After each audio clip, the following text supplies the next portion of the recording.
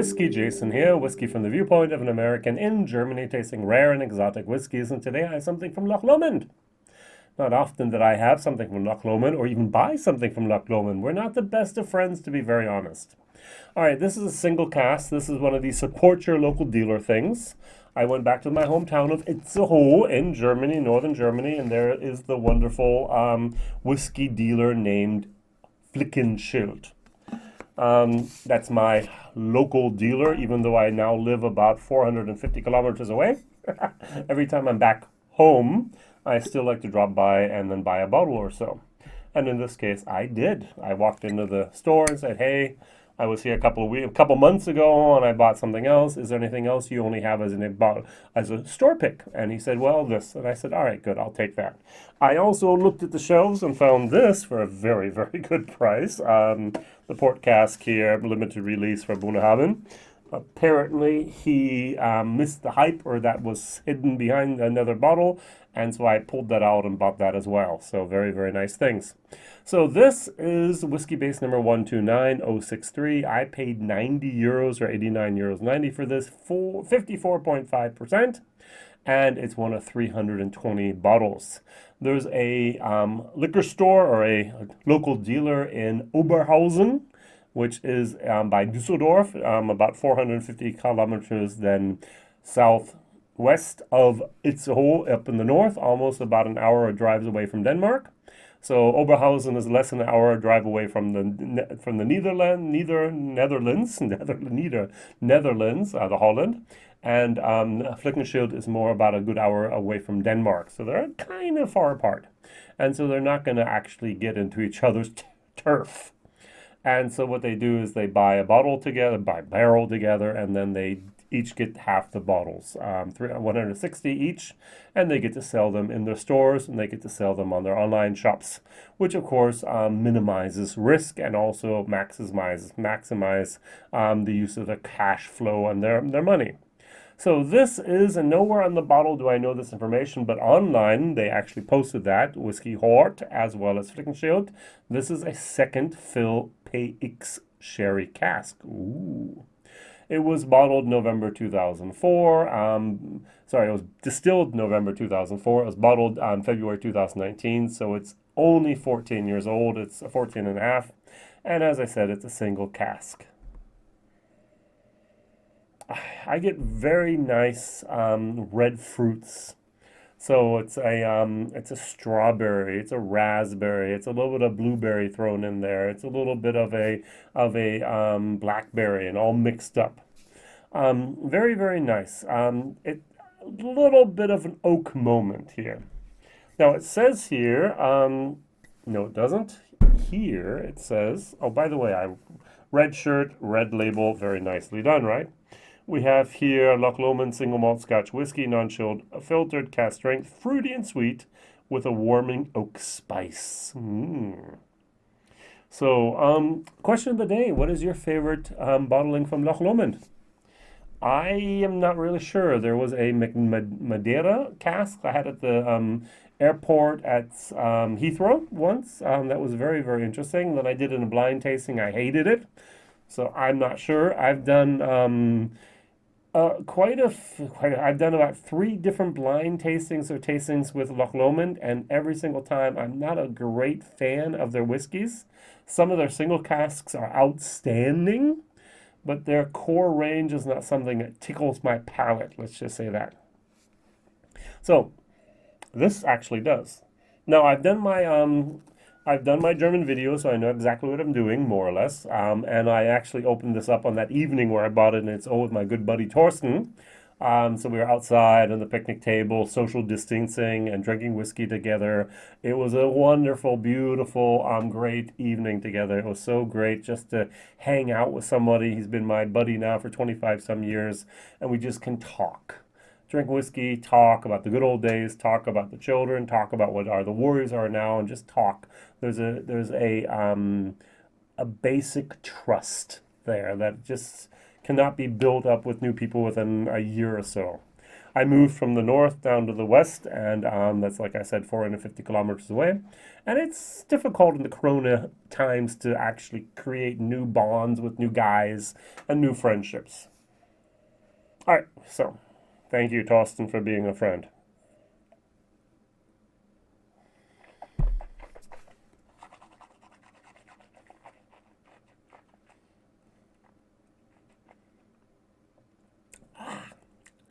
It gets bitter.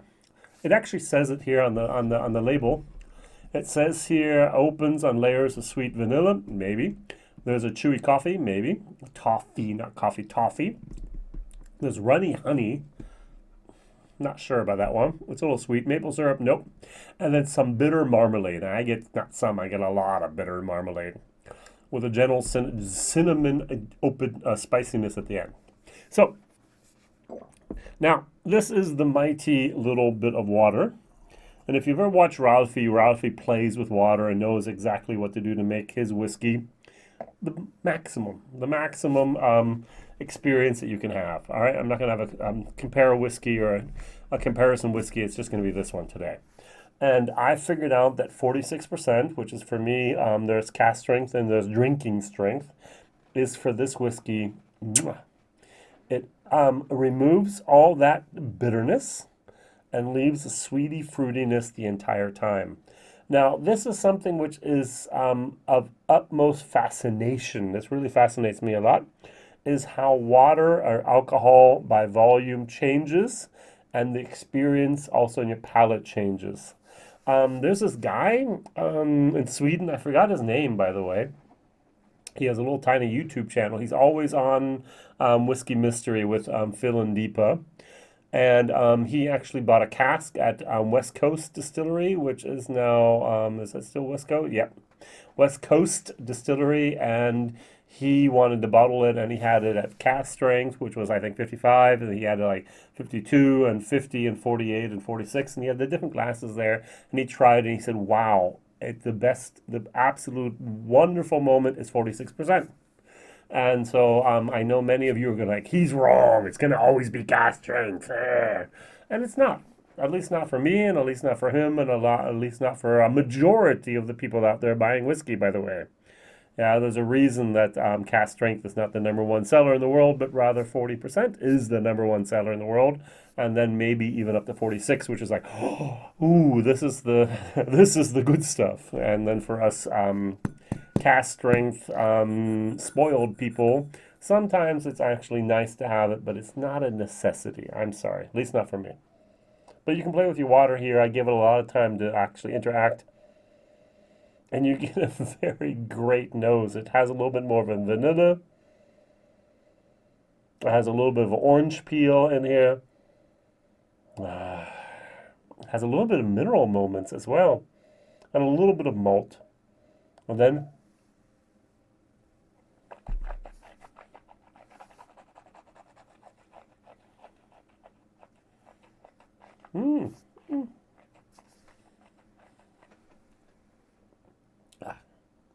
it does go down a tiny little bit towards the end. But then I would actually say it goes back up afterwards. The finish is perfect. The finish is nice. Very good. There's a tiny, tiny little bit still of the bitterness in there. But this is fantastic. This is, I don't know why they don't recommend maybe diluting it down to 46% for the optimal drinking experience and to get the most out of your bottle as well. This is a excellent whiskey, but not at cask strength. So, I actually like that here. Bottled at natural cask strength due to non-chill filtration. Non-chill filtration, this whiskey may turn cloudy when stored in a cool place. May contain traces of cask sediment. I see no sediment whatsoever in this bottle. Oh, what a shame. All right, I'm going to give this with water a C+. I'm going to give this as a value for money as well. There's this threshold in whiskey, and it's like $100. I just saw a post here on Instagram from I Whiskey She Wines. Hey, Sam, and so Sam and whoever else is there, who cares about you, Bobby? Um, um, they actually just bought three whiskeys, and they had a Magnus, Joseph Magnus for 119, and they had something else, a Russell Reserve, I think, for 69, 79 euros, and they had a four gate for like 179, and I kind of went, ouch, that's expensive. I mean, the Joseph Magnus, I know that they cost $100 plus, and but that's just that. Oh, am I really going to spend $100 plus on a whiskey? And this is 89 euros, and this is the same thing over here in Germany or in Europe. That 100 euro threshold is kind of like, whoops, I don't know. And so they did a very good job of pricing this. Yeah, would it have been better priced at 79 or 69 euros? Well, of course. But do they need to make their margins? Do they need to actually have a good return on investment? Yeah. So don't forget that they actually paid the money up front for this whiskey. So the 320 bottles had to be paid for. Duties, exercise, tax, VAT, transport, shipping, the cask, bottling, all that was paid up in advance. And then it reaches Germany, actually, usually about 2 months later after you pay for it. And then you can start selling, and only then you actually get a return on your investment. And this was 2019 in February. So this has been actually on the shelf with Flickenschild for at least a year. And if you go to the Whiskyhort .de website, it's still there. So this is not one of those things that flew off the shelves. And so you have a lot of capital actually stuck in your inventory. And so you have to have decent prices to make sure it's worth it for the future. All right, very, very good. WhiskyJason here, whiskey from the viewpoint of an American in Germany, tasting rare and exotic whiskeys. As I said, I'm giving this a C plus with water, with a C minus. I'm giving a C minus without water. Value for money somewhere between a C minus and C. For a single cask, okay, but not for a 46% that I actually need and want here in this case. Thank you very much. Like, subscribe, tell others. Share the video if you like. It's a very interesting video, I think, especially due to the fact that you can water down a whiskey and get great results with it sometimes. Not always, but sometimes. You can contact me at whiskyjason@gmail.com, and I will see you here a couple times a week, or at least twice a week. Depends on what I do in my German videos, because I just make a second video about this in English, and only if it's someone else has never done a video about it on YouTube as at the time of recording. All right, that's the rule. Thank you very much. Bye-bye.